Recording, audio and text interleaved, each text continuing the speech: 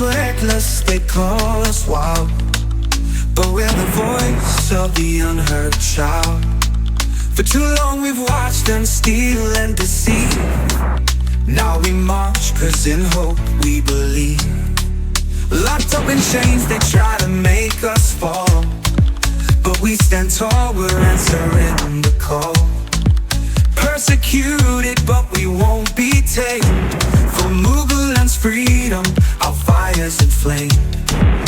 We are the children of anger, fighting for the truth. Born from love for our land, the fire of the youth. We stand unbowed, unbroken by the lies. With Muguland in our hearts, we rise, we rise. The streets are burning with the passion of the brave. No chains can hold us, no power can. In the dimly lit room of an undisclosed mansion in the heart of Buja Metropolis, the most powerful men in Muguland gathered under the cloak of secrecy. This was not a meeting of a single political party, but an assembly of the nation's most influential power brokers, corrupt politicians, industrialists, and financiers who had long benefited from the status quo. They had come together for one reason: the growing threat of the Igwerians, and the possibility of Paul Igwe winning the upcoming election. The Igwerian movement, with its grassroots energy and mass mobilization, had grown far beyond what anyone had expected. The Million Man March, the global fundraising efforts, the relentless social media campaigns, these were not the actions of a mere fringe group. They were the actions of a movement that had captured the imagination of the people and threatened to upend the balance of power in Muguland. For these power brokers, this was a crisis. They had spent decades building and maintaining their control over the country's political and economic systems. The thought of losing that control to a candidate like Paul Igwe, who promised to return power to the people, was unacceptable. "Gentlemen, thank you for coming," Elenian began, his voice low but commanding. "I trust you understand the gravity of our situation. The Igwerians have grown stronger than we anticipated. Their influence is spreading, and Paul Igwe is gaining ground. If we do not act now, we risk losing everything we have built." A murmur of agreement rippled through the room. The men present were no strangers to power, and they knew what was at stake. Each of them had benefited from the system of patronage, corruption, and control that had defined Muguland's politics for decades. The idea of that system being dismantled was unthinkable. "So what do you propose, Chief?" asked Alhaji Musa Bello, a powerful businessman with deep ties to both the government and the military. "We can't just sit here and watch as these children take over." Elenian leaned forward, his eyes narrowing. "We destroy them, from within and without. We turn their strengths into weaknesses, and we make sure they crumble before they can gain any more ground. We do whatever it takes to neutralize the Igwerians and make sure Igwe never sees the inside of the presidential palace." He paused, letting his words sink in before continuing. "I have thought of several strategies, and I believe that if we implement them swiftly and effectively, we can turn the tide in our favor." The room fell silent, each man waiting for Elenian to reveal his plan. After a moment, he began to outline the strategies that would become the foundation of their campaign against the Igwerians. Strategy 1: Infiltration and misinformation. "The first strategy," Elenian said, "is infiltration. We need to plant our people within the Igwerian movement. We'll use them to spread misinformation, sow discord, and create divisions. The Igwerians pride themselves on being a leaderless movement, but that also makes them vulnerable to internal strife. We will exploit that." A man in a tailored suit, known as Chief Kalu, nodded. "We can use social media to amplify these divisions," he suggested. "Create fake accounts, spread rumors about corruption within their ranks, and pit different factions against each other. If they start fighting among themselves, they won't have time to focus on the election." Elenian nodded approvingly. "Exactly. We'll make them question their own leaders, turn them against each other. If we can create enough chaos, the movement will implode from within." Strategy 2: Financial Sabotage. "The second strategy is financial sabotage," Elenian continued. "The Igwerians have been raising money through GoFundMe and other grassroots efforts. We need to cut off their funding. We have connections in the banking sector. We can freeze accounts, launch investigations, and make it impossible for them to access the funds they need to run their campaign." Alhaji Bello leaned forward, a calculating smile on his lips. "I know some people in the central bank who can help with that. We can start by flagging their accounts for suspicious activity, then move on to more aggressive tactics if necessary. Without money, their campaign will grind to a halt. Strategy 3. Legal and political pressure. The third strategy is to use the legal system against them, Elenian said. We can have key Igwerian leaders arrested on trumped-up charges, use the courts to tie them up in legal battles, and smear their reputations. We control the judiciary, and we can use it to our advantage. A senator sitting at the far end of the table spoke up. I have contacts in the police force and the judiciary. We can easily arrange for some high-profile arrests. Make it look like the Igwerians are involved in illegal activities, paint them as criminals. It will undermine their support. Elenian nodded. And we'll use the media to amplify these stories. Make sure every news outlet is running headlines about Igwerian corruption and criminality.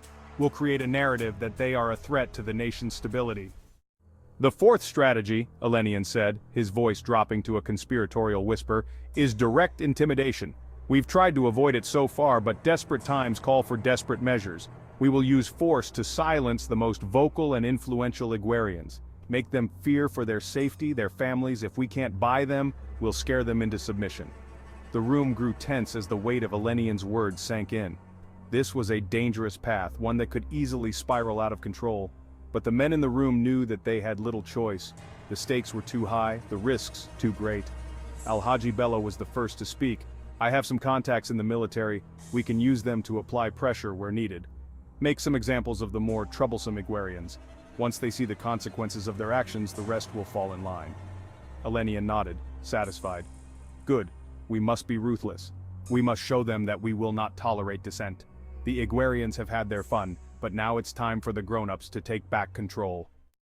The fifth and perhaps most subtle strategy, Elenian said, a cunning smile spreading across his face, is to co-opt known youth leaders and respected commentators on social media. These individuals will pretend to be neutral, claiming that they want change just as much as the Igwerians do. But their real job will be to discredit the Igwerians from within. Chief Kalu raised an eyebrow. How do we do that without making it obvious? Elenian chuckled. We'll recruit individuals who already have a large following, people who are seen as voices of reason. They'll start by agreeing with some of the Igwerians' points, gaining their trust. Then, they'll begin to criticize not Igwe himself, but the movement. They'll say the Igwerians are not about real change but about chaos. They'll amplify every small mistake, every misstep, and turn it into a narrative of instability. Alhaji Bello nodded in approval. I know a few people who fit that profile. They're always looking for a way to increase their influence, and if we make it worth their while, they'll gladly play along. We need to be strategic about this, Elenian added. These voices will be our undercover agents in the battle for public opinion. They'll cast doubt on the Igwerians' intentions, make people believe that supporting Igwe is not the solution, but the problem. By the time they're done, the Igwerians will be seen as nothing more than a group of misguided agitators, not the future leaders of Muguland. As Elenian finished outlining the fifth strategy, a low voice spoke from the other end of the table. It was Chief Obina, an old politician with decades of experience in Muguland's power circles. He had been listening quietly, his face expressionless, but now he leaned forward, his eyes reflecting a thoughtful concern. I must speak out against this, Chief Obina said, his voice steady but firm. All these plans to demoralize the Igwerians, to destroy them, it may backfire on us. We are dealing with youths, yes, but these are not ordinary youths. They are passionate, they are connected, and they are angry. If we go after them like this, we risk strengthening their resolve instead of weakening it. The room fell silent, the air thick with tension. Elenian's eyes narrowed as he regarded Obina. And what do you suggest, Chief? He asked coldly. That we do nothing? Obina shook his head. No, but we must be wise. These Igwerians are like a storm. If we resist them head-on, we will only intensify their rage. But if we let them blow, they will eventually lose their momentum. They are young, they will get tired. And traditionally, these youths do not even come out to vote. We should pretend they are not rattling us. Sooner or later, they will fizzle out. By attacking them, we may inadvertently give them the martyrdom they crave, making them stronger than ever. Elenian's face darkened. So you would have us do nothing? No, Obina replied, his voice calm. I would have us be patient. Let them march, let them shout. But let us not give them the satisfaction of thinking they have shaken us. If we remain calm, we will outlast them. The storm will pass and we will still be here standing strong. A murmur of discontent rippled through the room. Alhaji Bello sneered. You sound like you've already been swayed by their rhetoric, Obina. Perhaps you're not as loyal to our cause as we thought. I am loyal to Muguland, Obina shot back, his voice rising, and I am loyal to the preservation of our power. But I warn you, attacking the Igwerians may be a grave mistake. Elenian's voice cut through the room like a knife. Enough! Obina, you are either with us or against us. This is not the time for half measures or hesitation. The Igwerians are a threat, and we will deal with them as we see fit. If you cannot commit to that, then perhaps you should excuse yourself from this table. The room fell silent once more, the tension thick and suffocating. Obina met Elenian's gaze, his eyes filled with a silent defiance. But he knew better than to push further. With a resigned nod, he sat back, his dissent noted, but ultimately dismissed. As the meeting drew to a close, the men around the table pledged their support to the plan. They were bound together by their shared interests, their fear of losing power, and their willingness to do whatever it took to maintain their grip on the country. They were men of influence, men of wealth, and men of ambition.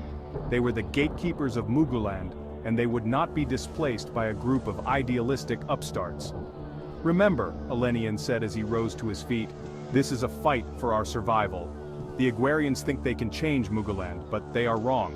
We are the ones who hold the keys to this country's future, and we will not let anyone take that away from us. The room erupted in applause, the sound of it echoing through the mansion's halls. The pact had been made, the strategies agreed upon. The power brokers of Muguland had declared war on the Igwerians, and they were prepared to do whatever it took to win. As they left the mansion, each man knew that the coming days would be critical. The election was just around the corner, and the future of Muguland hung in the balance. The Igwerians had shown their strength, but now it was time for the men of the night to show theirs. And so, under the cover of darkness, the power brokers of Muguland set their plans in motion, determined to crush the Igwerian movement and ensure that the power remained firmly in their hands. The plan was simple in its execution, yet devastating in its potential impact. Infiltrate the Igwerians, get close to their leaders, and gather enough information to dismantle the movement from within. It was the first of 5 strategies the power brokers of Muguland had agreed upon in their secret conclave, and it was set in motion with cold precision. The first step, buy off a few key players, individuals already embedded in the Igwerian movement, known for their activism, and who, with the right incentives, could be turned against the very cause they once supported. It was a rainy night in New York City when the plan began to unfold. In a luxury penthouse overlooking the glittering skyline, 3 prominent Igwerians had been invited to a private meeting. All of them were based in the United States and had become rising stars within the movement, known for their tireless advocacy on social media, their leadership in organizing protests, and their involvement in diaspora fundraising efforts. Each of them had received the same cryptic invitation.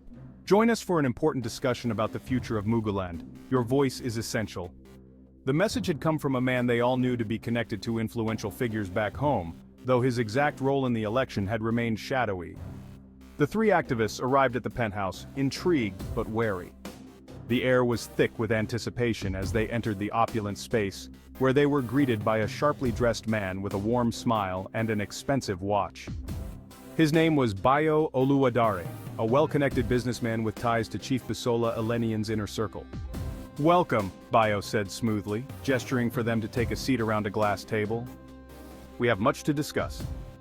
The activists, Chuks Jadeofor, a software engineer turned activist, Ngozi, a vocal advocate for youth empowerment, and Ibrahim, a financial analyst who had been instrumental in the Igwerian fundraising efforts, sat down, their eyes scanning the room with a mix of curiosity and suspicion.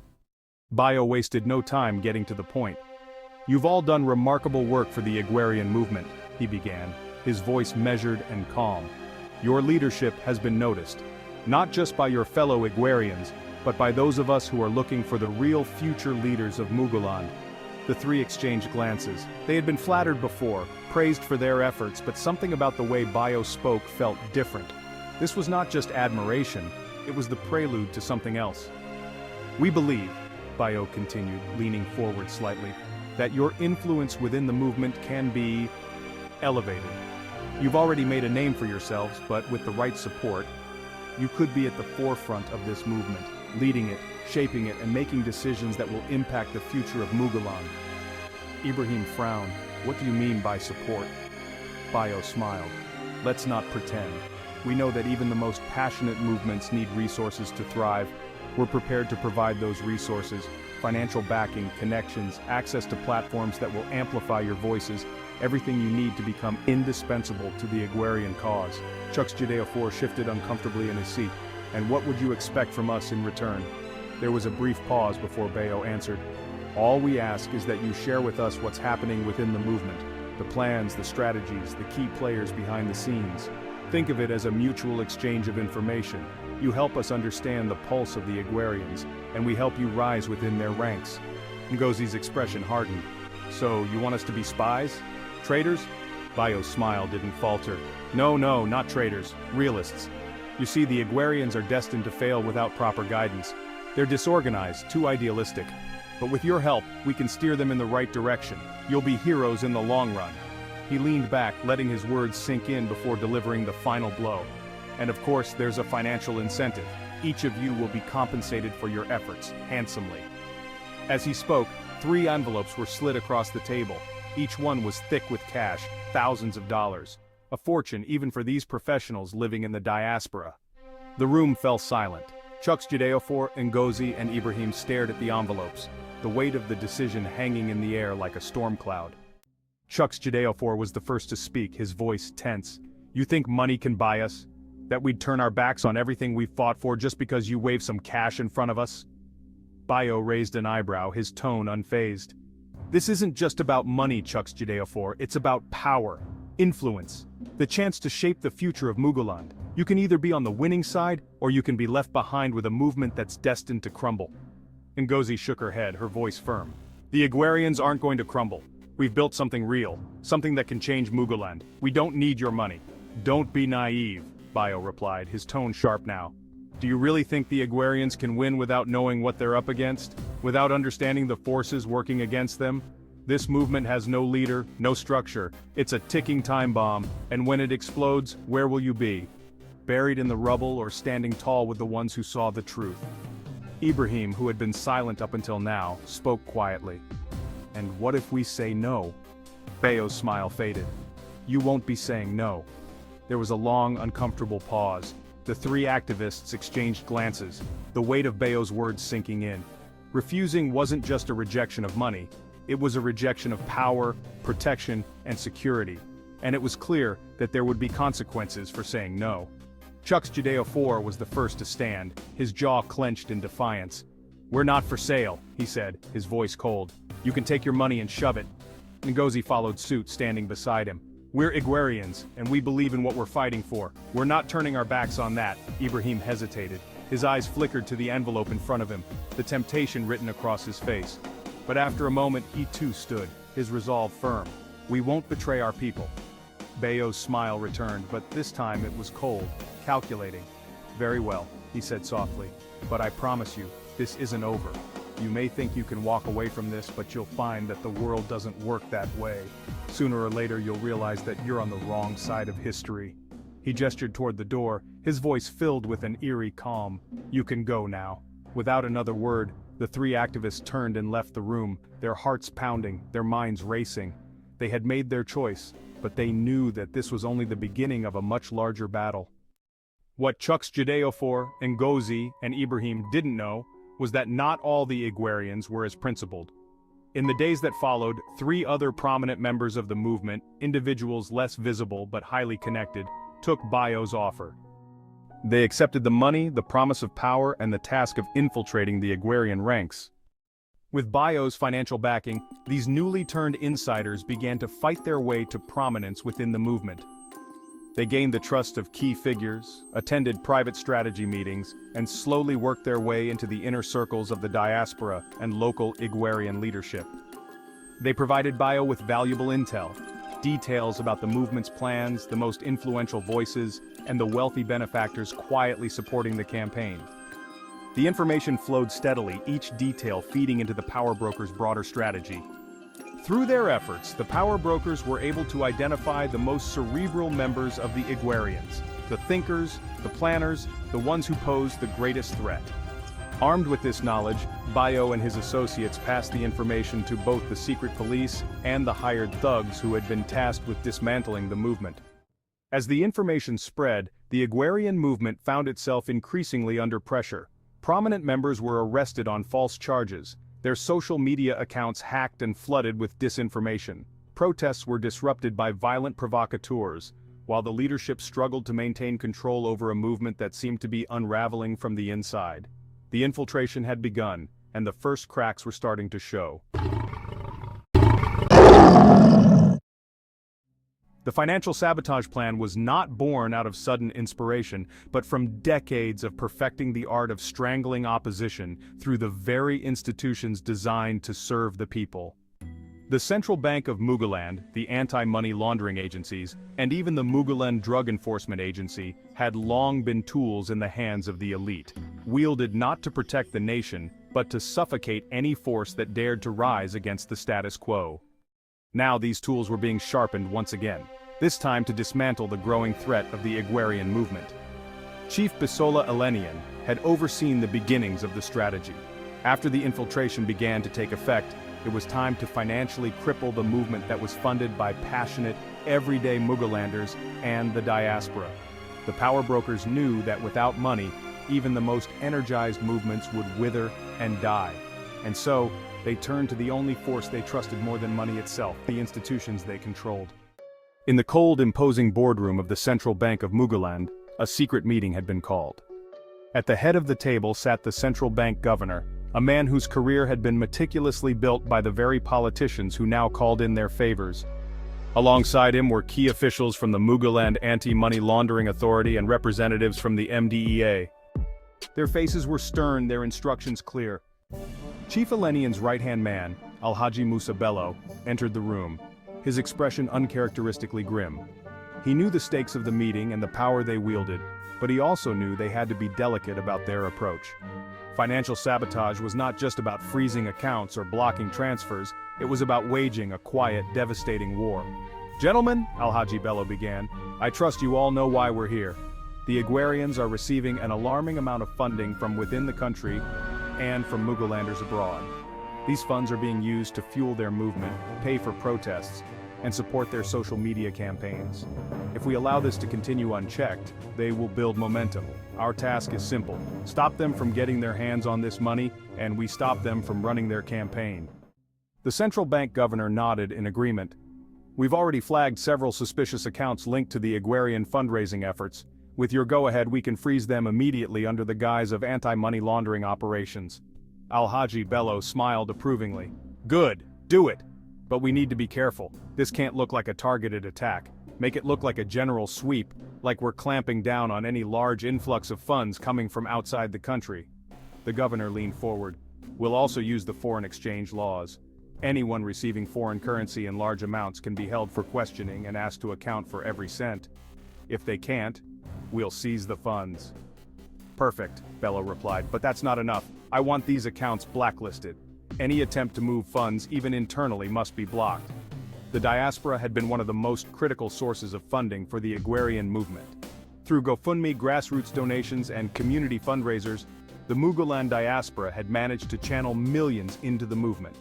This was money that the Igwerians were using to fund their rallies, pay for transportation, print campaign materials, and keep the social media campaigns alive.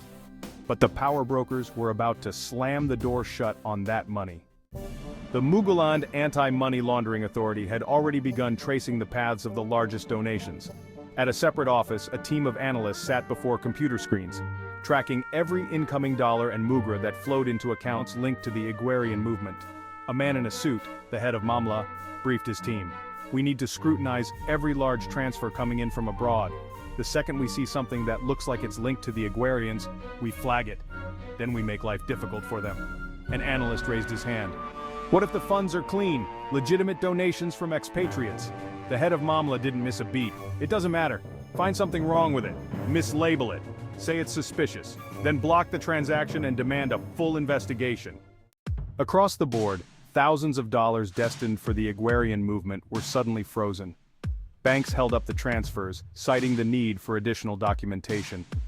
Those receiving the funds were forced to navigate a bureaucratic nightmare of paperwork, explanations, and endless waiting. Accounts were frozen without warning, and funds were rerouted back to their sources. Meanwhile, Igwerian leaders scrambled to figure out what was happening. "We can't access our funds," a senior organizer complained during a video call. "We've got protests planned, rallies across the country, but we can't pay for any of it if we don't get this money released." The attacks were hitting hard, but they were about to get worse. To add insult to injury, the Muguland Drug Enforcement Agency, or MDA, had been roped into the strategy. While the Igwerians had nothing to do with drug trafficking, it was an easy narrative to sell. The power brokers didn't need evidence, they just needed to cast doubt, and the MDEA was more than willing to comply. A senior officer at MDEA had been briefed personally by Alhaji Bello. "You're going to start hearing rumors about drug money flowing into the Igwerian movement," Bello had said, a sly smile on his face.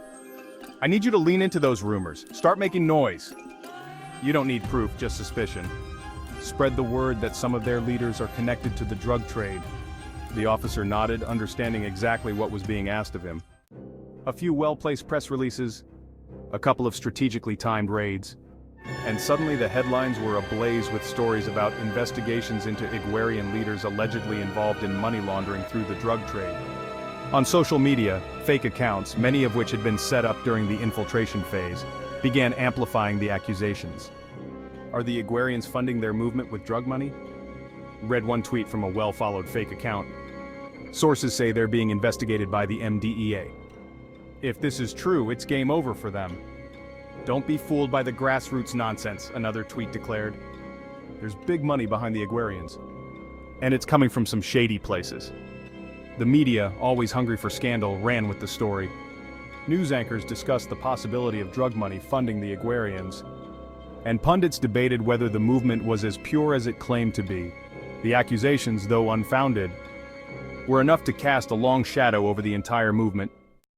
Within days, the Igwerian movement was on the defensive. The headlines were damaging, but the financial sabotage was worse. Key accounts had been frozen, donations were being held up, and transfers were blocked at every turn. Organizers couldn't pay for planned rallies, and transportation for volunteers became an immediate issue.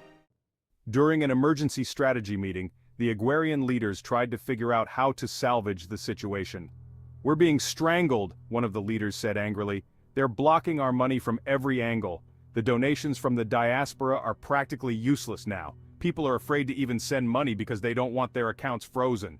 Ngozi, one of the activists, slammed her hand on the table. "We knew they would come after us, but this is a full-blown attack. If we can't fund our rallies, we lose momentum, and we don't have time to fight these investigations." Chuck's Judeo, still reeling from the infiltration attempt, spoke up. "We can't let this stop us. We've come too far. If we can't rely on international donations, we'll have to mobilize the people here. We'll go back to basics. This movement was built by the people, and will survive with or without their money." But even as the words left his mouth, there was a creeping realization that the damage was already being done. The movement's financial backbone was being systematically dismantled, and they were running out of time. Back at the central bank, the power brokers monitored the fallout with satisfaction. The strategy was working, and the Igwerians were struggling to stay afloat. Alhaji Bello received a call from the central bank governor. "The accounts are frozen, the funds blocked. We've done what we needed to do," the governor said. Bello smiled. "Excellent, let them choke on it. Without money, they're just another group of angry youths shouting into the wind, and when the election comes, they'll be powerless to stop us." The financial sabotage was in full effect, and the Igwerians were starting to crumble under the weight of it. The power brokers had thrown down their gauntlet, and for the first time, the movement was at serious risk of being strangled before it could realize its full potential. The power brokers had executed their first two strategies with brutal efficiency, but now they were moving into more dangerous territory.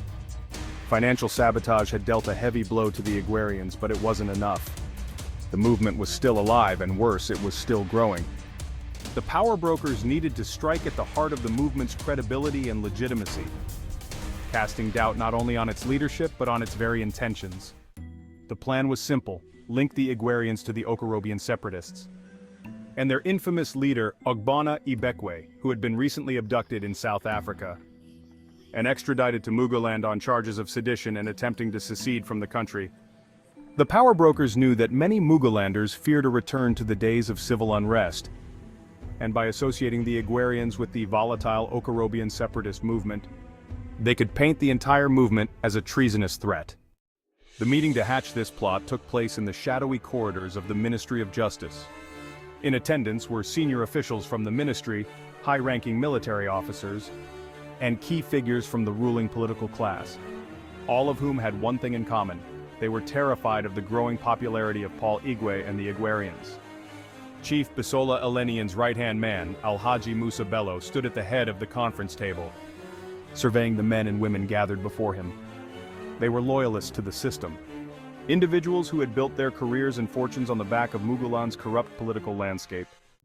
"We've frozen their funds and we've infiltrated their ranks," Bello began, his voice low and measured, "but the Igwerians are still standing, and as long as they continue to rally the youth, we are not safe. We must now move to the next phase, the Sedition Trap." The military general sitting to his left, General Okonkwo, raised an eyebrow. "You're talking about branding them as traitors, aren't you?" Bello nodded. "Precisely. We will tie them to the Okorobian separatists. The people already fear another civil war, and if we can convince them that the Igwerians are just a front for the Okorobians, we can destroy their movement in one stroke. But they've never had any known contact with Ogbonna Ibekwe, or the separatists," one of the Justice Ministry officials interjected. "Most of the Igwerians are actually against secession." Bello smiled coldly. "Facts don't matter here. Perception does. If we can make the public believe that the Igwerians are working with the Okorobians, it won't matter what the truth is. All we need is the accusation, and we have the means to back it up." The room fell silent as the weight of Bello's words settled in. They were about to accuse an entire movement of treason, knowing full well that the charges were false. But in the world of Muguland politics, such tactics were nothing new. The next morning, Muguland woke up to a storm of headlines. The state-controlled media had gone into overdrive, reporting on new developments linking the Igwerians to the Okorobian separatists. The front pages of newspapers carried sensationalist headlines: "Igwerians are separatists." "New evidence links Paul Igwe's supporters to secession plot." "Sedition charges loom for Igwerian leaders as government probes Okorobian ties." "Okorobian leaders' arrest sparks questions about Igwerian involvement in secession plan." The accusations were vague, built on nothing but rumors and carefully planted disinformation. The media reports suggested that several prominent Igwerians had been seen meeting with individuals linked to the Okorobian separatist movement, hinting at a larger conspiracy to destabilize the country ahead of the election. None of the reports offered any concrete evidence, but they didn't need to. The damage had already begun. The story was amplified on social media, where fake accounts created by the power brokers during the infiltration phase began spreading false information at an alarming rate. Videos claiming to show secret meetings between Igwerians and Okorobian leaders were doctored and shared across platforms, while memes depicting Paul Igwe as a puppet of the Okorobians flooded the internet. "Paul Igwe is nothing but a front for the Okorobians," one fake account tweeted, garnering thousands of retweets. "They want to tear this country apart, just like Ibekwe. #Igwerians for treason." Look at the real agenda of the Igwerians. They're not about change, they're about chaos and secession. Read another post, accompanied by a photoshopped image of Paul Igwe shaking hands with Ogbonna Ibekwe. The disinformation campaign was brutal, and it worked. The public response was immediate and intense. Muguland had been scarred by civil war in the past, and the thought of another secessionist movement sent waves of fear through the populace. People who had once supported the Igwerians began to question their motives, wondering if there was truth to the accusations. In one of the Igwerian cells in Alaye City, an emergency meeting was called to address the crisis. Chinedu Ebubedike Ngozi and Aga Adichie, known as Aga Warrior, sat around a table, their faces grim. "They're calling us separatists," Ngozi said, her voice shaking with anger. "They're saying we're in league with the Okorobians. This is insane. They're trying to discredit us," Aga Warrior growled, his fists clenched. "They know we have no ties to the Okorobians, but they also know that the public is scared. They're using that fear to turn people against us." Chinedu Ebubedike slammed his hand on the table. "We need to push back. We need to make it clear that we're not working with Ibekwe or any separatists. We need to show the public that we're about unity, not division." Ngozi nodded, but her expression was filled with doubt. How?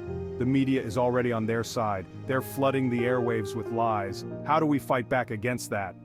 As the Igwerians scrambled to contain the fallout, the power brokers moved to the next phase of their plan.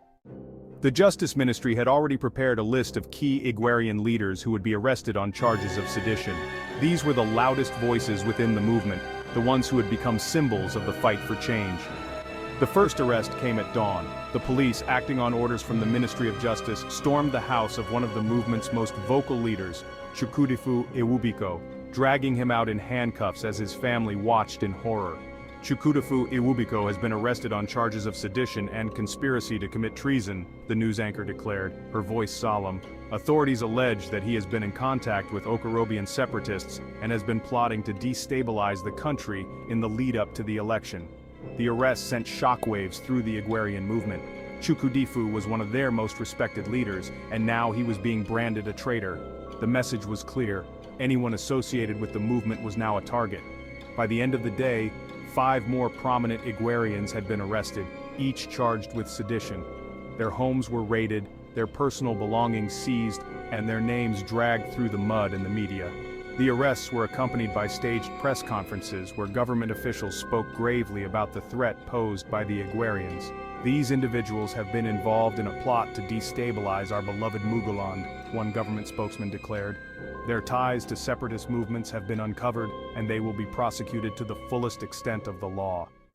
Despite the mounting pressure, the Igwerians refused to go quietly. On social media, they fought back against the accusations, sharing messages of unity and condemning the false claims of sedition. "We are not separatists," one post declared. "We are Mugulanders who believe in a united future for our country. Don't be fooled by their lies." #Igwerians for Change.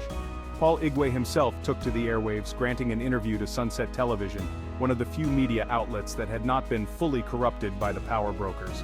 "I want to make one thing clear," Igwe said, his voice steady but firm. "The Igwerian movement has nothing to do with separatism or sedition. We are not here to divide Muguland. We are here to unite it. These accusations are false, and they are designed to distract from the real issues. The people of Muguland deserve better than this." But even as Igwe spoke, the damage had been done. The Sedition Trap had been set, and the Igwerians were now fighting not only for their candidate but for their very survival. In a private office at the Ministry of Justice, Alhaji Bello sat back in his chair, watching the fallout with satisfaction. The arrests had sent a clear message, and the accusations of treason had shaken the movement to its core.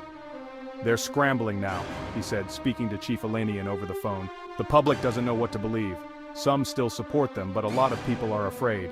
The seeds of doubt have been planted." Elenian's voice crackled on the other end of the line. "Good. Let them fight against their own reputation. By the time we're done with them, no one will remember what they stood for in the first place." The sedition strategy had been executed perfectly. The Igwerians were under siege, and with each passing day, their credibility was being eroded. The power brokers had managed to turn the tide against them, using fear and lies to paint them as enemies of the state. And as the election drew closer, the Igwerians faced an increasingly uncertain future. The power brokers had woven a web of lies, infiltrated the ranks of the Igwerians, and used the full weight of financial institutions to choke the movement's resources. They had accused the Igwerians of sedition, painting them as traitors in the court of public opinion. But these strategies, as damaging as they were, still hadn't crushed the movement entirely. The Igwerians were resilient. They adapted. They fought back.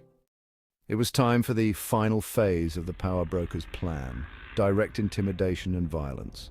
This was the most dangerous of the 5 strategies, a method that had been used before by the corrupt elites in Muguland, but always with caution.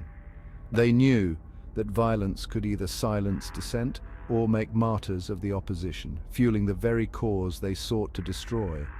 But Chief Bisolo Elenian and his cohort were running out of patience. The election was fast approaching, and the Igwerians were still a threat. "Time for subtlety has passed," Elenian had said in a meeting just days before. "We need to send a message, loud and clear." The first act of violence was strategic. Gabby Tolbearer, one of the most vocal Igwerian organizers and a youth leader with immense popularity, had been targeted for weeks. His fiery speeches on Twitter Spaces and rallies had inspired thousands, and his grassroots leadership had made him a symbol of the movement's indomitable spirit. If the power brokers could break Gabi, they believed they could break the movement.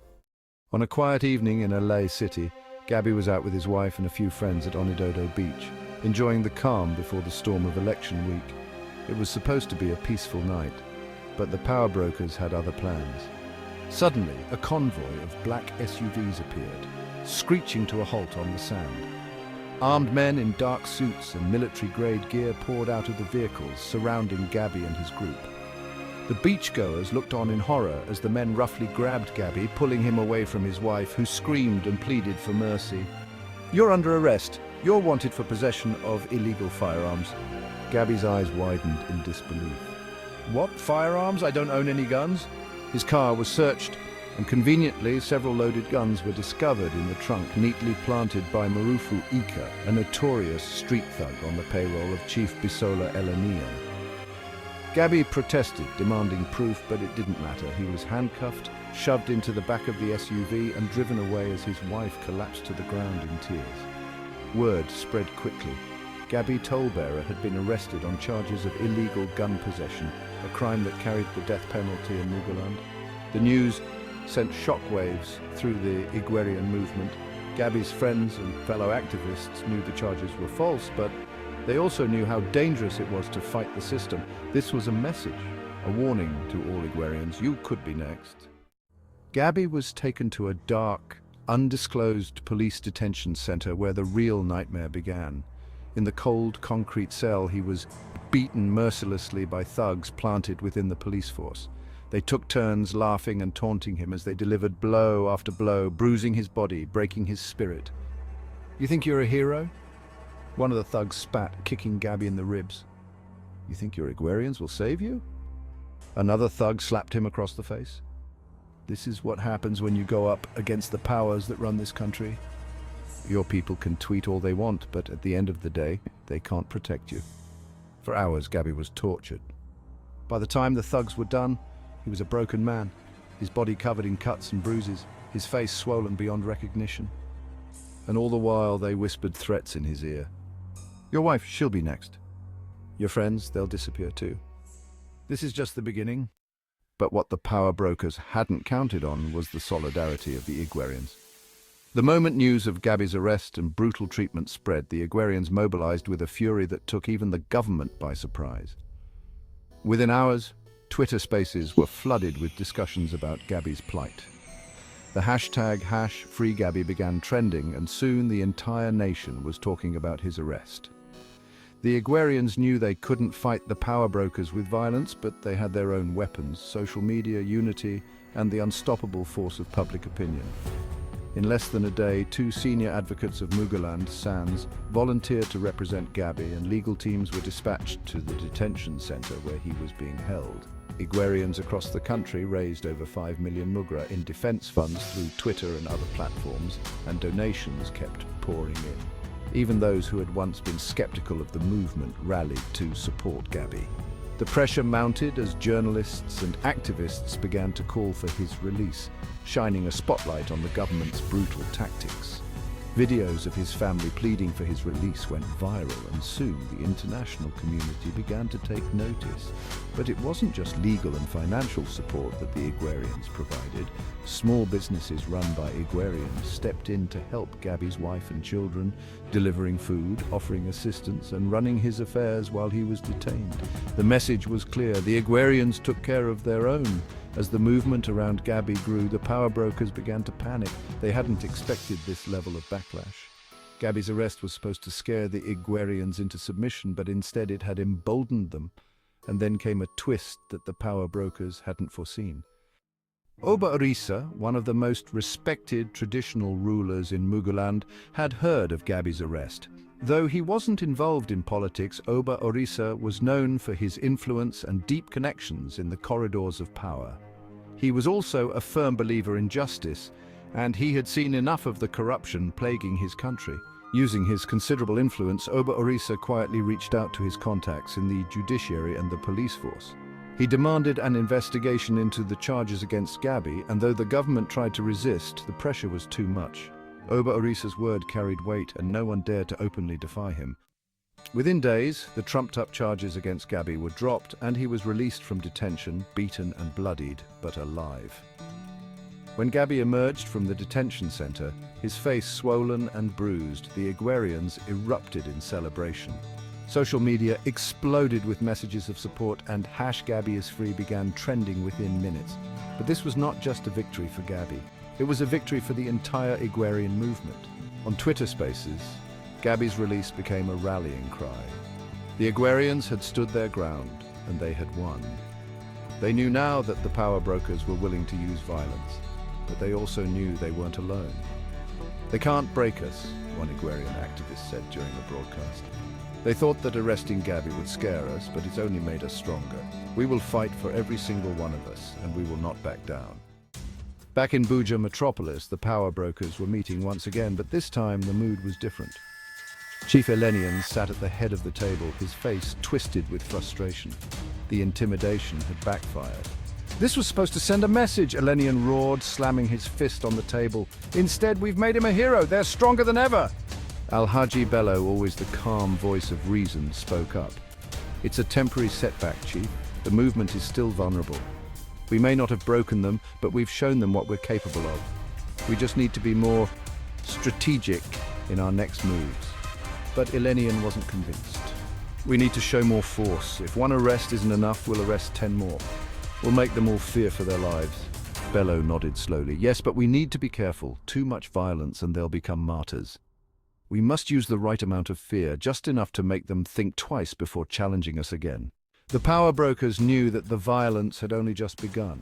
The direct intimidation and violence strategy had sent a message, but the Igwerians were proving harder to crush than they had anticipated.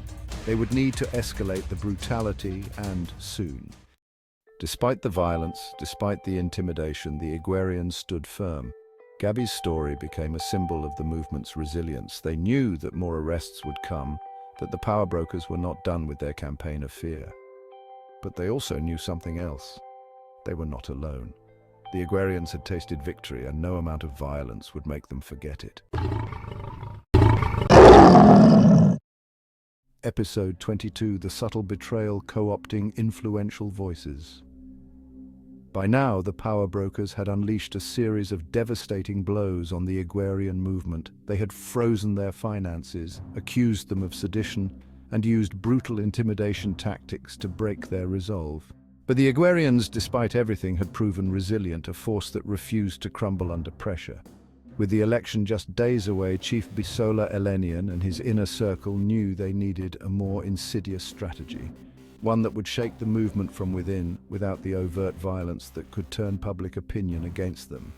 It was time for the fifth and final strategy, co-opting influential voices. The plan was subtle but deadly.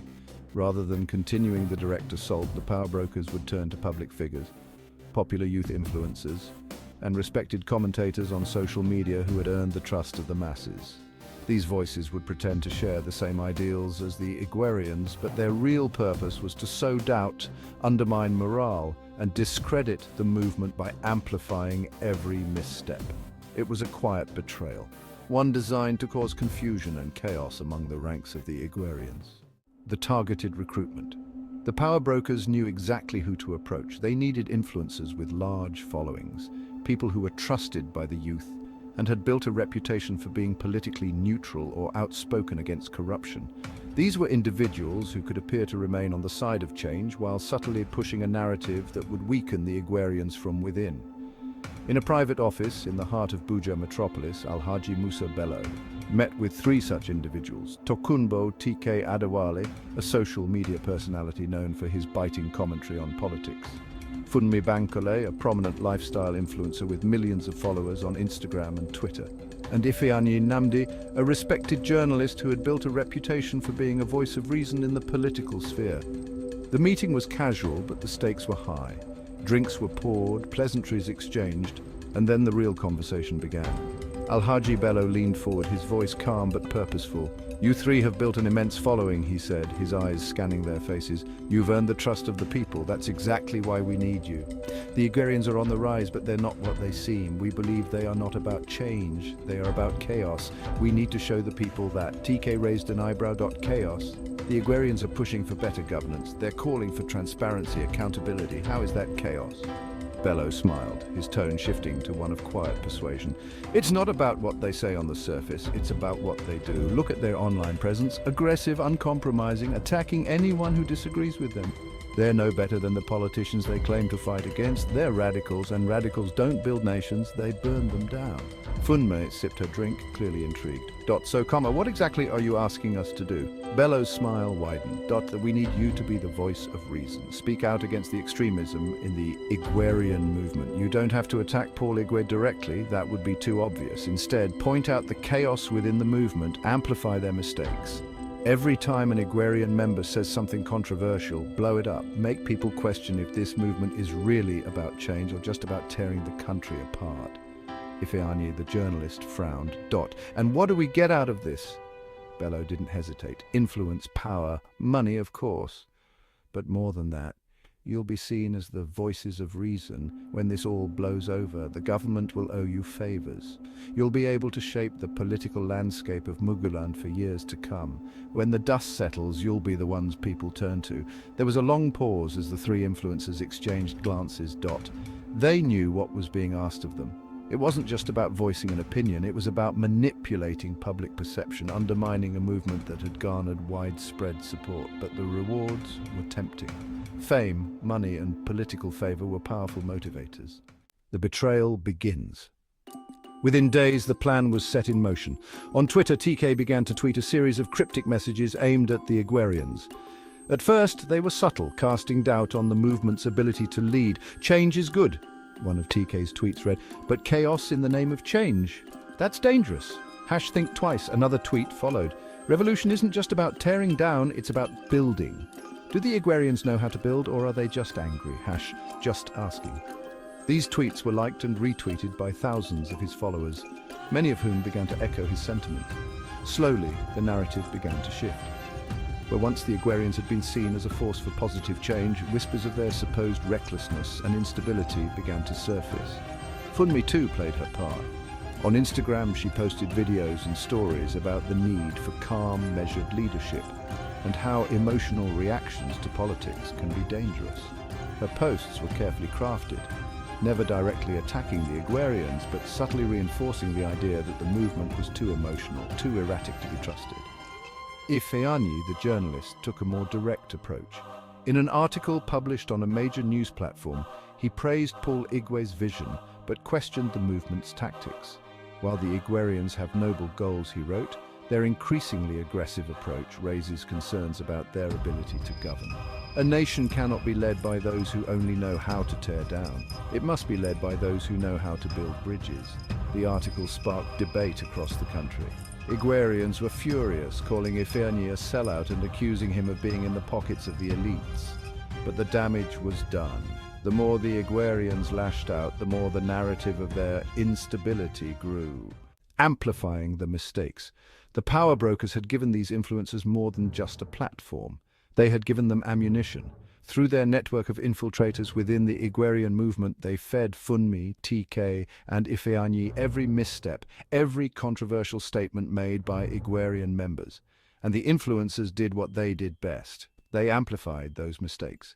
When an overzealous Igwerian member posted an inflammatory tweet calling for a reckoning against corrupt politicians, TK retweeted it with the comment, "Is this what change looks like? Violence and threats not the way."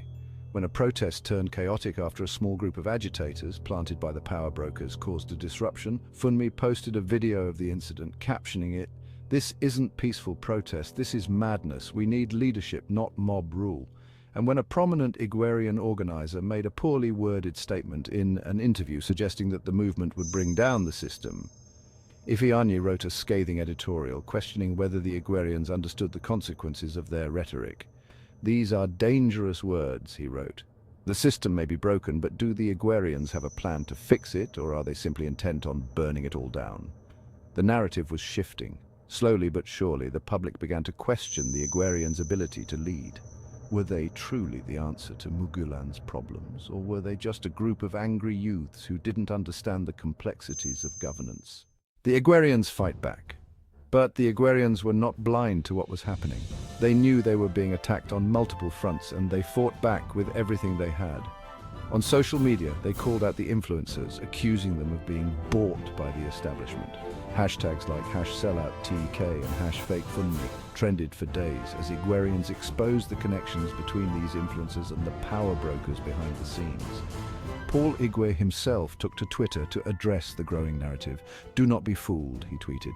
"The voices calling for calm are the same voices that have kept Muguland in chains for decades. They fear change because they know that real change will mean the end of their power. #Igwerians unite." But despite their best efforts, the damage was done. The influencers had sown the seeds of doubt, and while many still supported the Igwerians, others began to waver. The movement that had once been so united now found itself fractured, with internal debates about strategy and leadership growing more heated by the day. The power brokers' quiet victory. In a private meeting back in Buja metropolis, Alhaji Bello reported the success of the co-opting strategy to Chief Elenian. "The influencers are doing their job," Bello said with satisfaction. "The Igwerians are losing credibility. They're fighting among themselves now, questioning their own leadership." Elenian smiled. "Good. Let them tear themselves apart. The less we have to do, the better." The power brokers had played their final card, and it was working. While the Igwerians still had the passion and the numbers, their unity had been shaken. The influencers, carefully chosen for their credibility and reach, had done what no amount of violence or financial sabotage could accomplish. They had planted the seeds of doubt within the movement itself. And as the election drew near, the Igwerians were no longer just fighting the elites, they were fighting themselves.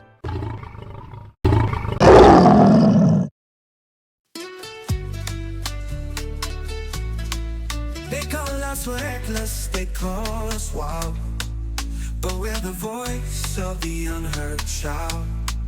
For too long we've watched them steal and deceive. Now we march, 'cause in hope we believe.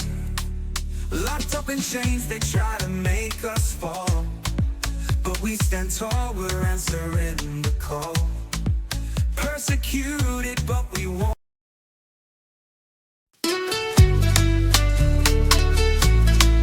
They call us reckless, they call us wild, but we're the voice of the unheard child.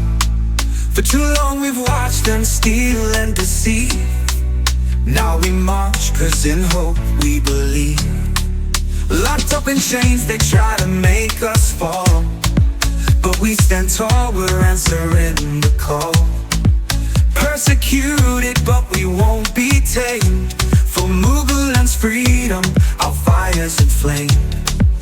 We are the children of anger, fighting for the truth, born from love for our land, the fire of the youth. We stand unbowed, unbroken by the lies, with Muguland in our hearts. We rise, we rise. The streets are burning with the passion of the brave. No chains can hold us, no power can enslave.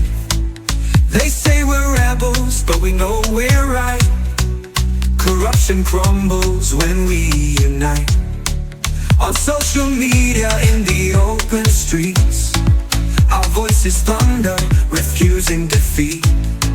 They throw us in cells, accuse us of treason, but we keep fighting, for we are the reason. We are the children of anger, fighting for the truth, born from love for our land, the fire of the youth. We stand unbowed, unbroken by the lights, with Muguland in our hearts. We rise, we rise.